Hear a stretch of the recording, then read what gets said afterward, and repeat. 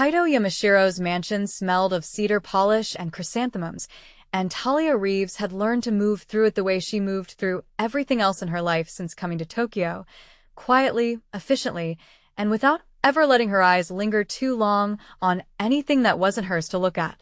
She straightened a stack of linen napkins in the east dining hall, counting them twice out of habit, and did not look up when the door opened behind her. "The piano needs tuning before tonight," said Mrs. Ishida, the head of household staff, not unkindly, but without room for argument either. "Mr. Yamashiro has 12 guests coming. Business partners. He wants everything perfect." "I'll call the tuner," Talia said. "There's no time. The tuner canceled this morning. Something about a family emergency." Mrs. Ishida's mouth pressed into a thin line, the closest she ever came to showing panic. "Just dust it. Cover it if you have to. He won't notice. A piano nobody's going to touch." Talia nodded and did not correct her, because there was nothing to correct. Nobody in this house knew that she had spent 4 years at a conservatory in Chicago before her mother's illness swallowed every dollar she had and half the ones she didn't, before she'd taken the first job that offered a plane ticket out of a life that was crushing her slowly, one hospital bill at a time. Nobody knew that her hands, the ones that folded napkins and polished silver and scrubbed floors that were already clean, used to move across 88 keys like they'd been born there. She kept it that way on purpose. In this house, invisibility was a kind of safety. The dining hall's piano was a black Yamaha Grand, positioned near the floor-to-ceiling windows that overlooked a garden shaped with the same discipline as everything else Kaido Yamashiro owned. Talia ran a cloth along its lid, careful, reverent in a way she didn't let herself examine, and told herself it was just another surface that needed cleaning. She had seen him only a handful of times since she'd started working in the mansion 8 months ago. He moved through his own home like a man who had never once doubted his right to the space he occupied, tall, dark-suited, his black hair combed back with precision, a thin white scar tracing the edge of his jaw that nobody on staff dared ask about. His eyes were the kind of dark that didn't invite questions. When he spoke, which was rarely, the room went still before the words even landed.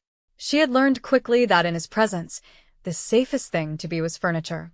That plan lasted exactly until 7:40 that evening, when the string quartet Kaido had hired failed to arrive. Talia was refilling water glasses in the hallway when Mrs. Ishida found her, face pale beneath her composure, hands twisting the hem of her apron. "The quartet's van broke down on the expressway. They're stuck. Mr. Yamashiro wants music and he wants it in the next 10 minutes. Mrs. Ishida's eyes swept the hall as though the answer might be hiding in the wallpaper. "Can any of the kitchen staff play anything? Anything at all?" Talia's whole body went cold and still at once, the way it used to when a conductor raised his baton and the silence before the first note stretched long enough to feel like falling. She should have said nothing. She should have kept walking with her tray of water glasses and let this problem belong to someone else. Instead, before she'd fully decided to, she said, "I can play." Mrs. Ishida blinked at her like she'd spoken in a language the older woman didn't recognize. "You play piano?" "A little," Talia said, which was a lie the size of a mountain, but there wasn't time to explain the whole truth, and some old, buried part of her, the part that used to live for the 2 minutes before a recital when her heart pounded and her hands were steady anyway, didn't want to. She was led into the dining hall, like a woman walking toward her own sentencing. 12 guests sat at the long table, wine already poured, the low murmur of business conversation filling the space where music should have been. And at the head of the table, Kaido Yamashiro sat with his jacket still buttoned, one hand resting flat against the white tablecloth, watching the door with the patient irritation of a man who did not tolerate things going wrong in his own house. His gaze landed on Talia, then on the piano bench, then back to her, and something in his expression sharpened. "The quartet is delayed," Mrs. Ishida said quickly, bowing slightly. "Talia can fill in. She plays." 12 pairs of eyes turned toward her at once, and Talia felt the full, suffocating weight of being seen in a room where she had spent 8 months disappearing on purpose. Kaido's stare didn't waver. There was no warmth in it, only assessment, the same cold calculation she imagined he gave to a shipment or a rival's offer. Play, he said. Just the one word, low, and final. She crossed the room on legs that did not feel entirely like her own, sat at the bench, and let her fingers rest on the keys for one breath longer than necessary. She had not touched a piano this fine in 3 years. The wood beneath her hands was cool, familiar in a way that made her chest ache before she'd played a single note. Then she stopped thinking about the room, the guests, the man watching her like she was a problem he hadn't finished solving, and she played. She chose Rachmaninoff, the prelude in C-sharp minor, because it was the piece that lived closest to the surface of her, the one her hands remembered even when the rest of her tried to forget who she used to be. The first chords fell into the room like something dropped from a great height, dark and deliberate, and she felt rather than saw the conversation at the table die completely. By the fourth measure, her body had stopped belonging to the mansion and started belonging to the music again. Her shoulders dropped. Her spine straightened. The nervous tremor in her hands vanished the way it always had the moment the first phrase committed her to the rest. She built the piece the way she'd been taught, patient in the opening, merciless in the climb, every crescendo earned instead of forced, and for 3 minutes she forgot she was a maid in a Mafia boss's dining room and remembered, instead, exactly who she had trained 12 years to become. When the final chord dissolved into silence, nobody in the room moved. Talia lifted her hands from the keys, and the illusion broke all at once, reality rushing back in with the force of cold water. She had just played like she meant it in front of 12 strangers and the most dangerous man in Tokyo, and she had absolutely no idea how to take any of it back. Kaito Yamashiro was staring at her the way a man stares at a wall he has walked past 1,000 times and only just noticed contains a door. Again, he said. It was not a request. She played 2 more pieces that night, a Chopin nocturne because it was gentler and she needed something gentler to steady her own pulse. And then, when one of the guests asked for something livelier, a Gershwin prelude that made 2 of the older men at the table actually smile. Through all of it, Kaito did not speak.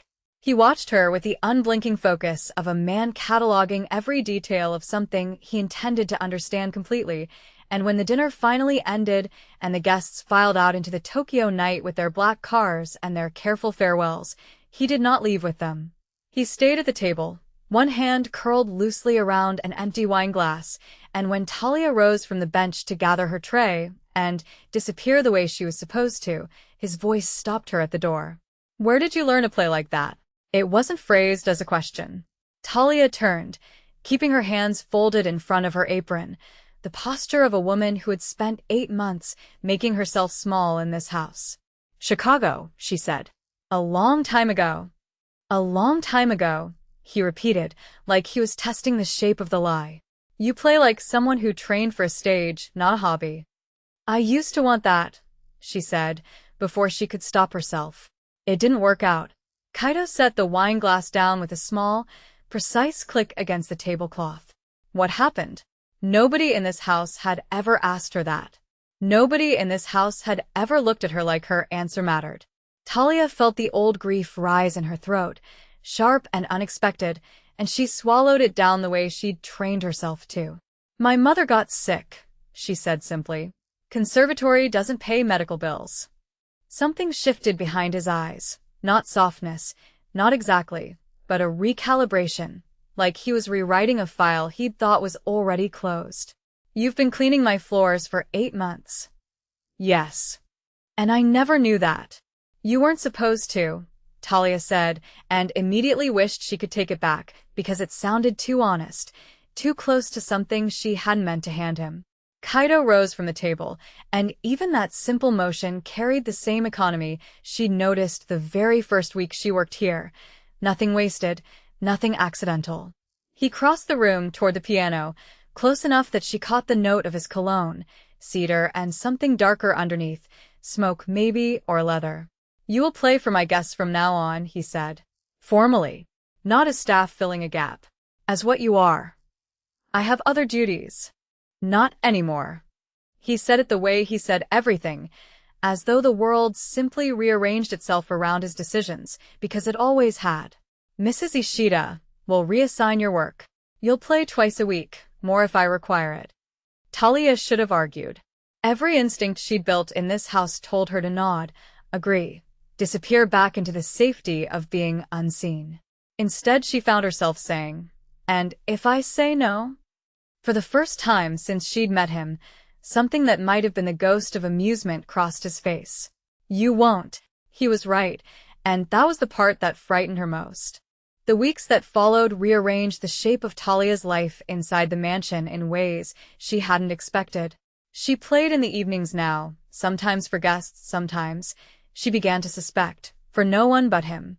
Kaido would appear in the doorway of the dining hall while she practiced, saying nothing, standing with his hands in his pockets and his dark eyes fixed on her hands rather than her face, as though the music told him something her expression never would.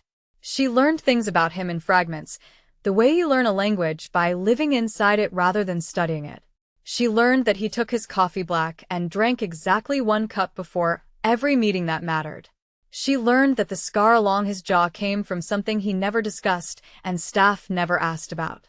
She learned that he read late into the night in a study lined with books in 3 languages, and that the one night she delivered tea there uninvited, she'd caught him staring at a photograph on his desk with an expression so raw it had made her retreat before he noticed her at all. She learned, too, that the empire he ran was not an abstraction. Men came to the mansion at odd hours, spoke to him in low voices behind closed doors, and left looking like they'd been recalculated, weighed, and found either useful or expendable. Once, she saw 2 of his men carry a third out through the service entrance, his shirt dark with blood, and nobody so much as slowed their pace. Talia had gone back to her room that night and not slept, staring at the ceiling and asking herself what exactly she had wandered into and why some stubborn, foolish part of her wasn't running.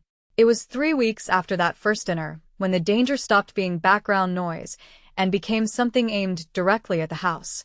She was walking back from the kitchens near midnight, a tray of tea balanced in her hands for Kaido's study, when she heard raised voices from the front hall. Not the careful, controlled tone the house usually kept, but something sharper, more urgent. She rounded the corner in time to see 2 of Kaido's men dragging a third through the entryway, a stranger, his hands zip-tied, his face bloodied, shouting something in rapid Japanese that made the hair on Talia's arms rise, even though she didn't understand the words. Kaido emerged from his study like a shadow detaching itself from the wall, and the entire hallway seemed to hold its breath around him. "He came through the east gate," one of the men said. "Said he had a message from the Osaka group. We think he's lying. We think he's the message." Kaido's face did not change, but something in the air around him did, a stillness that felt less like calm and more like a held breath before violence. He crossed the hall slowly, each step deliberate, and crouched in front of the bound man with the unhurried patience of someone who had never once needed to rush toward a threat. "Who sent you?" Kaido said, quiet enough that Talia had to strain to hear it. The man spat blood onto the marble floor and said nothing. Talia should have left. Every rational part of her screamed at her to turn around, to retreat to the kitchen, to become invisible the way she'd trained herself to be for 8 months. Instead, she stood frozen at the edge of the hallway, tea tray trembling almost imperceptibly in her hands, and watched Kaido Yamashiro's face transform into something she hadn't seen before. Not rage, not even anger exactly, but a cold and total focus that made her chest ache with a fear she didn't fully understand. "Take him to the West Room," Kaido said finally, rising to his full height. "I'll deal with him after I've had my tea." His eyes found Talia across the hallway then, and for one unbearable second, she thought he would say something about her standing there, witnessing what she had no business witnessing. Instead, his expression flickered, not softening, but shifting, some private calculation passing behind his eyes, and he simply said, "Bring it to my study." She followed him down the hall on legs that didn't feel steady, tea tray rattling faintly, and once the study door closed behind them, sealing out the sounds of a hallway, she found her voice. "Who was that man?" "Someone who thought my territory was negotiable." Kaido took the tea from her hands and set it aside without drinking it, his attention entirely on her now. "You're shaking." "I've never seen—" She stopped, unsure how to finish the sentence honestly. "You've been in this house 8 months, Kaido said. You've heard the sounds. You've seen the men who come and go. Did you truly believe I was in shipping? It wasn't a question, and Talia didn't insult either of them by pretending she had. I told myself it wasn't my business. Smart, Kaido said. For 8 months it wasn't. He studied her with an intensity that made her want to look away and made it impossible to. It's becoming your business now, whether either of us intended that. Why? He didn't answer immediately. Instead, he crossed to the window, hands clasped behind his back, the city lights of Tokyo scattered like static behind the glass. Because you play piano like you have nothing left to lose, and men in my position learn to notice anyone who moves through danger without flinching. You didn't run tonight. Everyone runs from that hallway. You stood there and watched. I was frozen. No, Kaido said, turning back to her. Frozen people close their eyes. You kept yours open. Talia didn't have an answer for that because he was right and she hated that he was right, and she hated more how much she wanted to understand why. The confrontation with the Osaka faction did not end that night. It escalated over the following 2 weeks into something that turned the mansion's quiet order into a low, constant hum of tension. Men Talia didn't recognize began appearing at the gates, always turned away, always leaving behind a silence that felt heavier than anything they might have said. Kaido grew leaner in his focus, sharper in the way he moved through the house, and though he never explained the details to her, she began to understand the shape of the threat from the fragments Mrs. Ishida let slip, a rival organization testing Kaido's borders, probing for the weakness they believed his father's death 2 years earlier had left behind. Talia kept playing. It became, strangely, the one part of her day that felt untouched by the danger tightening around the house. Kaido would appear in the dining hall in the evenings, sometimes for 10 minutes, sometimes for an hour, saying almost nothing, listening the way other men might pray.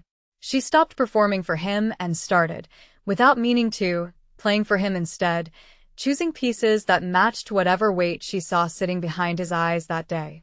One evening, after a particularly brutal piece by Liszt that left her hands aching, she found him standing closer than usual, close enough that she felt the warmth radiating from him even before she looked up. You play differently when you think no one's watching, he said. You're always watching. I used to think that was strategy, Kaido admitted, and something in his voice had lowered, roughened, into something she hadn't heard from him before. Now I think it might be something else. Talia's fingers stilled on the keys.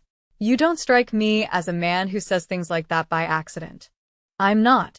He crouched slightly, bringing his eyes level with hers, close enough that she could smell the cedar and smoke of him, close enough that her pulse betrayed her by refusing to slow. I've spent my whole life building walls no one gets past. You climbed one without trying. That sounds like a problem for you. It is, Kaido said. I don't know what to do with it. She should have deflected. She should have reminded them both of everything standing between a maid and the man who owned the house she cleaned, the blood on his men's shirts, the bound stranger dragged through his hallway, the entire architecture of danger she'd wandered into without ever agreeing to it.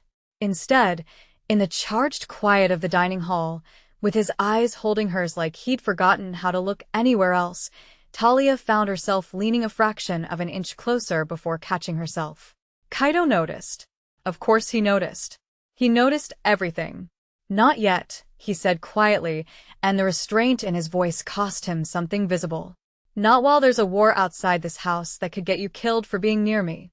It was the closest thing to tenderness she had ever heard from him, wrapped inside a warning, and Talia understood in that moment that she was no longer capable of pretending she didn't want whatever this was becoming. The war outside the house arrived at its front door 11 days later. Talia was crossing the garden path toward the east wing when the first gunshot cracked through the evening air, followed by 3 more in rapid succession, and then the sound of men shouting in a language she still didn't understand but had learned, by now, to recognize as fear. She froze exactly where Kaido had once told her frozen people don't, her eyes wide open, watching black-clad figures pour through the garden's outer gate, watching Kaido's own men scramble to meet them with weapons drawn. She should have run for the house. Instead she saw, with a jolt of pure terror, one of the intruders raise a gun toward the study window, toward Kaido's study, where she knew he'd been working only minutes before, and without thinking, without any plan beyond the desperate need to do something, Talia grabbed the heavy stone urn from the garden path and hurled it through the nearest ground floor window, sending glass shattering into the room beyond and, more importantly, drawing 3 of the intruders' attention directly toward her instead of the study. It was reckless. It was possibly the single worst decision of her life. But it worked. The men turned, confused by the sudden noise, and in the half-second of hesitation that bought, Kaido's security team closed the distance and brought 2 of them down before they could reorient. A hand closed around her arm and yanked her backward into the shelter of the garden wall, and she looked up to find Kaido himself, gun drawn, his jaw tight with a fury she'd never seen directed at anyone, though she understood immediately it wasn't aimed at her. "What were you thinking?" he said, low and furious, pressing her back against the stone as gunfire continued somewhere behind them. "I was thinking they were about to shoot through your window," Talia said, breathless, her heart slamming against her ribs. "You could have been killed." "So could you." Something in his expression cracked open then, some careful architecture he'd spent years maintaining, and for one raw second, she saw not the boss, not the man who ran an empire through calculation and control, but simply a man terrified of losing something he hadn't let himself claim yet. His hand tightened on her arm. "Stay down," he said. "Stay exactly here." Then he was gone, moving into the chaos with the same lethal precision she'd once watched him aim at a bound stranger in his own hallway, and Talia pressed herself against the cold stone wall and understood, with a clarity that terrified her more than the gunfire, that she was no longer capable of pretending this man was simply her employer. The fight lasted less than 4 minutes. When it ended, 3 of the intruders lay dead in the garden, and 2 more had been dragged inside for questioning, and Kaido's men swept the grounds with the grim efficiency of people who had done this before and would do it again. Talia remained where he'd left her until the gunfire stopped completely, and when Kaido finally returned to find her, there was blood on his sleeve that wasn't his and something wild and unguarded in his eyes that she had never seen there before. He crossed the distance between them in 3 strides and pulled her against his chest, one hand cradling the back of her head, and for a long moment neither of them spoke, his heartbeat hammering hard enough that she could feel it against her own. "I told myself staying away from you was survival," Kaido said finally, his voice rough against her hair. "I was lying to myself." Talia pulled back just far enough to look up at him. "I threw a garden urn through a window for you." "I noticed." A ghost of something almost like a smile crossed his face, gone as quickly as it appeared. "It was reckless. It was also the bravest thing I've ever watched anyone do in this house. I couldn't just stand there." "No," Kaido said quietly. "You never could." He kissed her then, in the wreckage of his own garden with sirens still distant on the wind and his men clearing bodies 20 feet away, and it was nothing like the careful restraint he'd shown her weeks earlier in the dining hall. It was desperate and certain all at once, his hand cradling her jaw like something he'd almost lost and refused to lose again, and Talia kissed him back with everything she'd spent 8 months burying beneath the discipline of invisibility. The days that followed the attack were not gentle. Kaido's retaliation against the Osaka faction was swift and absolute, and though he shielded Talia from most of the details, she understood enough from the tense meetings behind his study door and the grim satisfaction on his men's faces afterward to know that the war, at least for now, had ended decisively in his favor. The men who had orchestrated the attack on his home would not be troubling anyone again. What surprised her more than the resolution of the danger was what came after it, the quiet, deliberate way Kaido began folding her into his life, not as staff, not as a secret kept behind closed doors, but as something undeniable. He introduced her to the men who ran his organization not as the house's pianist, but as Talia, full name, no explanation offered because none was expected. He asked Mrs. Ishida to move her belongings from the staff quarters to a room adjoining his own, and when Talia hesitated at the implication of that, he simply said, "I'm not asking you to be my secret. I've kept enough of those already." 2 weeks after the attack, she found him in his study late at night, the photograph she'd once glimpsed on his desk turned face up beside his reading lamp. She recognized the woman in it now, an older cousin, He explained quietly what he saw her looking, a woman who had raised him after his mother died young, killed in the crossfire of a territory dispute 2 decades earlier, when Kaido had been too young to protect her and too powerless to prevent it. It was the wound he carried beneath every careful, controlled decision he made, the reason he moved through violence like a man who refused to be caught unprepared ever again. "You never told anyone that," Talia said. "I've never had anyone worth telling," Kaido answered, and the honesty in it settled something between them that felt more permanent than anything spoken in the garden. She told him about her mother in return. The illness, the conservatory she'd walked away from, the years of grief she'd folded into silence, because grief was easier to carry quietly than to explain to people who wanted simple answers. Kaido listened the way he listened to her play, completely, without interruption, and when she finished he took her hand across the desk and said, "You lost the stage. You didn't lose what made you extraordinary on it." It was, Talia realized, the closest thing to a vow either of them had offered. The final threat came not from a rival organization but from something quieter and, in its own way, more dangerous, a member of Kaido's own inner circle, a lieutenant named Ryo who had spent years believing he deserved the position Kaido's father had denied him, and who had used the chaos of the Osaka attack as cover to funnel information to outside buyers interested in Kaido's territory. Talia discovered the betrayal by accident, overhearing a conversation she wasn't meant to hear while delivering tea to a meeting Kaido had asked her to sit out of, and the choice she made in that moment, to tell Kaido immediately rather than wait for proof, to trust her instincts over caution, became the deciding factor in stopping Ryo before he could complete the sale of Kaido's territory to a Kyoto-based rival. The confrontation, when it came, was cold and precise in exactly the way Talia had come to expect from Kaido. He did not raise his voice. He simply looked at the man who had served beside him for 6 years and said, "You had every chance to come to me honestly," before nodding once to his security team. Talia did not watch what happened after that. She had learned, by now, which parts of this world were hers to witness and which were not, and some boundaries she chose to keep for her own sake rather than his. What mattered, in the end, was that the threat closed completely, no rival faction left circling, no traitor left inside the walls, no danger left unresolved that could reach for either of them in the night.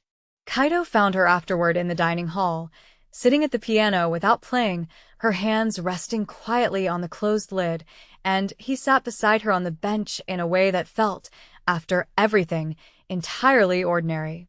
"It's over," he said.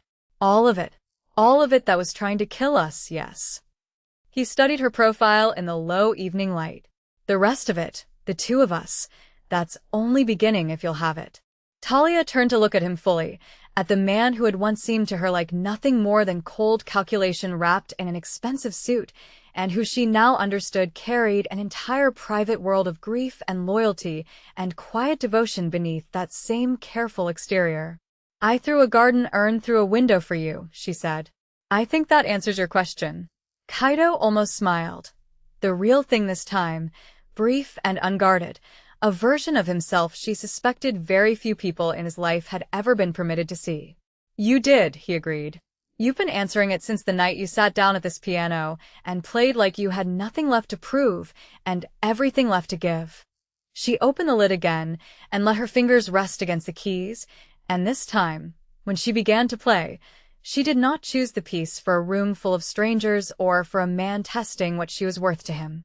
She played for herself, for the 12 years of training she'd almost let herself forget, for the mother she'd lost and the stage she'd walked away from, and for the strange, dangerous, unlikely life that had somehow led her back to the music she thought she'd buried for good.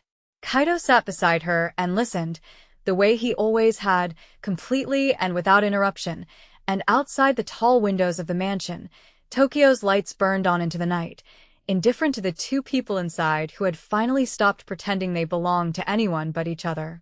If you found yourself holding your breath through every page of this story, make sure to like this video and subscribe for more dark romance narrations just like it. Drop a comment below and tell me which moment hit you hardest, and let me know if you want more stories set in this world. Thank you for watching, and I'll see you in the next one.